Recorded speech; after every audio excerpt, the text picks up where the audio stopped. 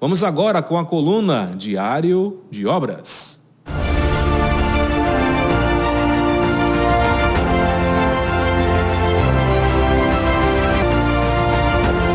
A coluna semanal Diário de Obras, todas as segundas-feiras aqui no Diário News, sua revista semanal. O Fernando hoje escolheu mais um tema interessante, um tema local, que é a questão do açude grande de Cajazeiras, né?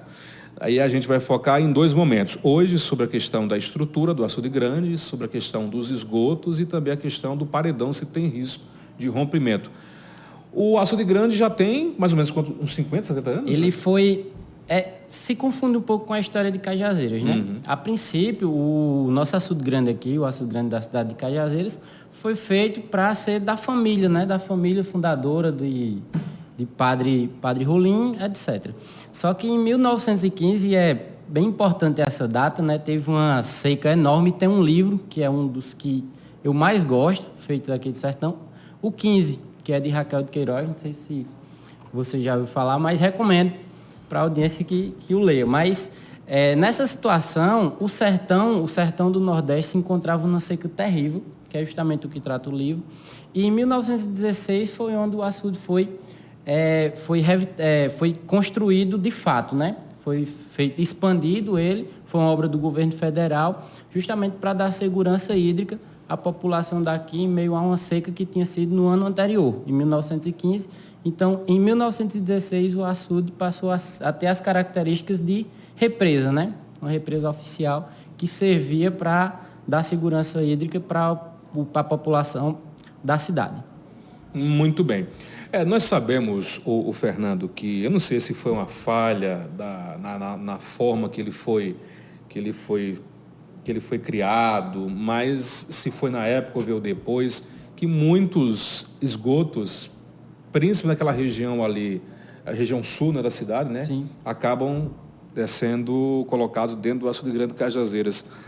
Por que foi que aconteceu isso? Isso não só acontece em Cajazeiras, mas de forma abrangente no Brasil inteiro. É um problema de saneamento básico. Eu já falei aqui várias vezes, nós já discutimos nesse quadro várias vezes sobre esse problema de saneamento básico no Brasil, e foi falta de planejamento histórico, né? Então, os mananciais, rios, açudes, geralmente fizeram parte da construção histórica do local e, coincidentemente, obviamente por conta da geologia e da constituição histórica, eles são mais baixos, tem um relevo mais baixo do que onde o pessoal faz a moradia.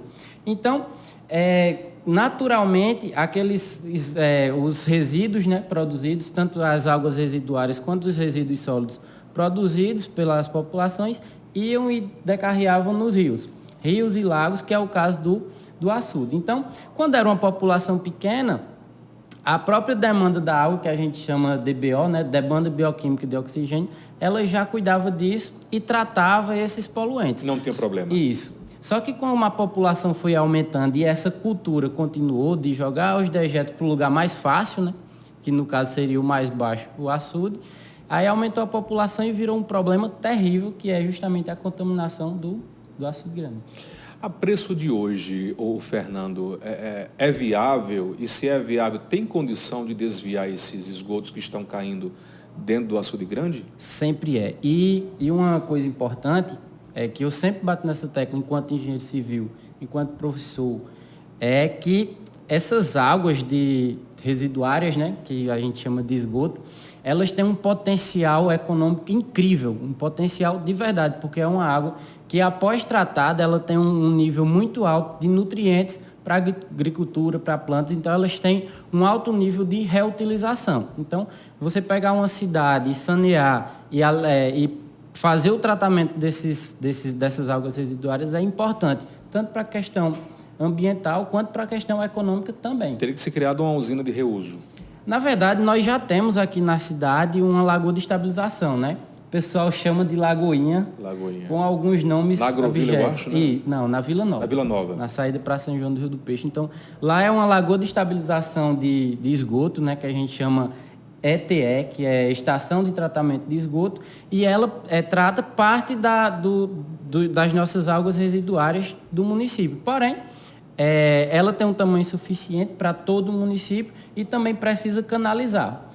Abrindo um parênteses, a critério de informação, né? Esse, por exemplo, é um dos grandes problemas de centros urbanos, já metrópoles, megalópolis, como é o caso de São Paulo e Rio de Janeiro, que tem muitas vezes uma estação de tratamento grande, que tem um suporte bem maior, mas o poder público não investe no bombeamento para isso, né?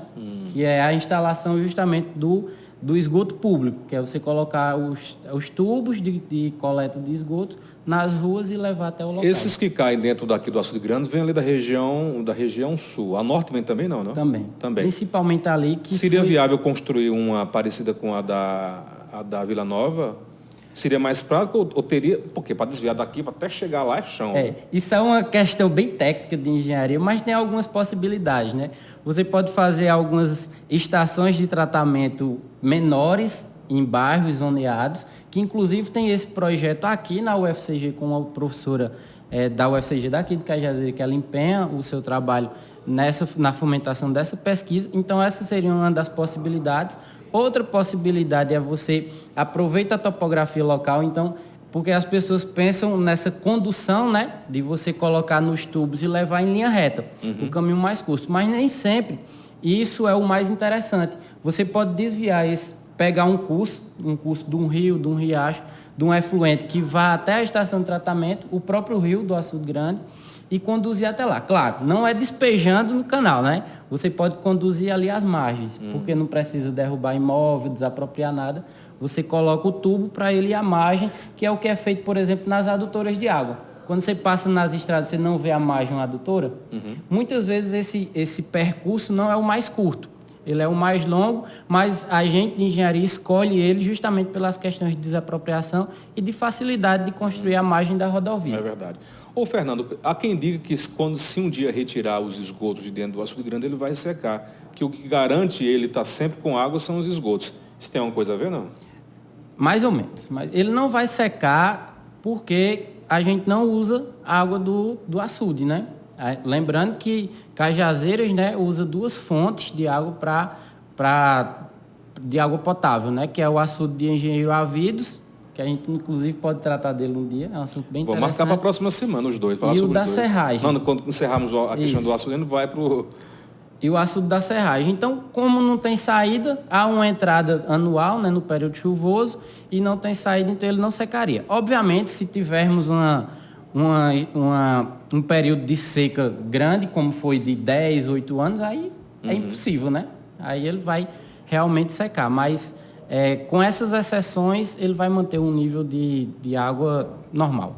Ô, Fernando, para encerrar essa primeira parte, na segunda parte vai ser na próxima semana, na próxima segunda, que a gente vai falar sobre revitalização. E quando a gente encerrar, a gente vai entrar na questão do açude da Serragem e de Engenheiro Ávidos também, que é um assunto bem palpitante. Sim. Mas só para encerrar essa participação, o Fernando, principalmente quando começa a chover em Cajazeiras, aquele paredão que fica ali por trás da antiga FAFIC, hoje Faculdade Católica, começa a minar a água daquele paredão que é de terra ainda. E o pessoal todo ano fica preocupado que aquilo ali pode romper. Há risco de rompimento daquela parte? Onde há uma barragem, né, uma represa ou um açude, há sempre um risco e é sempre necessário fazer uma avaliação constante, um estudo geológico, um estudo ambiental, para ver as condições. Eu não tenho como dizer que sim e nem que não, porque esse estudo ainda não existe, esse estudo regular, feito anualmente, que é, por exemplo, o que acontece na nossa barragem do Engenheiro Avidos. Lá todo ano se faz pelo menos uma coleta, uma sondagem, algo minimamente para você ter alguns dados que especifiquem isso. Aqui a gente não tem. Então, eu não tenho como dizer que sim nem que não, mas eu tenho como dizer da necessidade dessa avaliação constante. Para evitar problemas futuros. Exatamente. Porque é aquela coisa, por mais que tenha sido construído, está lá, mas se não tiver a manutenção, sim, com o próprio tempo vai desgastando, né? Exatamente. Tudo passa, né? A questão é que ninguém sabe se prefeitura ou estado anda fazendo esse levantamento, pelo menos anual, né? Isso. A critério de informação, houve uma coisa importante, que já é parte do que a gente tratará na semana que vem, né? Que foi a delimitação do açude grande, a delimitação da área do açude, porque quem é da cidade sabe que há constantes problemas de construção às margens, né? O que a gente chama na bacia Então isso a gente Já vai teve tratar muita semana que construção vem. ali. É.